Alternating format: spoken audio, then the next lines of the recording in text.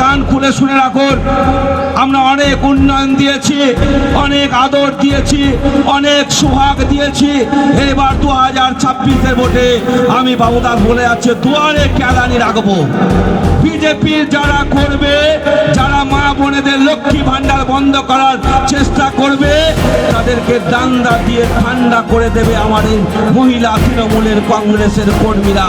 পাখির চোখ 2026, 1 বছরের বেশি সময় বাকি নির্বাচনের। এখন থেকেই ঘুঁটি সাজাতে শুরু করেছে শাসক শিবির। সম্প্রতি বোলপুর পুরসভার অন্তর্গত 1 নম্বর ওয়ার্ডে একটি কর্মী সম্মেলনের আয়োজন করা হয় স্থানীয় তৃণমূল নেতৃত্বের তরফে।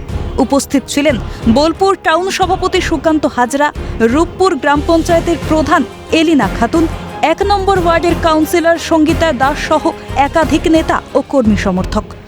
ওই কর্মী সম্মেলনে বক্তব্য রাখতে গিয়ে এমনই বিস্ফোরক মন্তব্য রূপপুর গ্রাম পঞ্চায়েতের অবজারভার তথা তৃণমূল নেতা বাবু দাসের।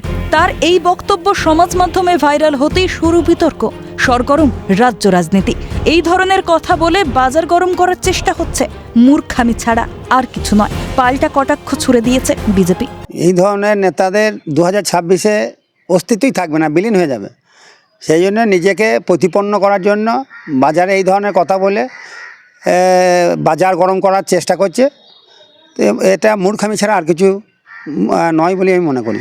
কুকথা আর বাক্যবাণে যেন সিদ্ধহস্ত তৃণমূল। বিভিন্ন সভায় বক্তব্য রাখতে গিয়ে বিরোধীদের নিশানা করে বারংবার বিতর্কে জড়িয়েছেন তাবড় নেতারা। বাক্যবাণে বিদ্ধ হয়েছে বঙ্গ রাজনীতি। নির্বাচন এগিয়ে আসতেই বইছে অশালীন ভাষার স্রোত।